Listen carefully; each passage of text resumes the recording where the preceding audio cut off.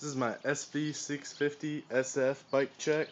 Start out in the back with smoke tail light, all LED with LED license plate light, Alaska sheepskin, got a new pro grip, carbon fiber, sliders down there.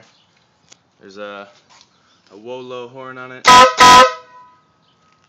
Replaced the backlight LEDs, used to be yellow, replaced them with blue ones. It's all carbon fibered out. 8K by Xenon HID kit.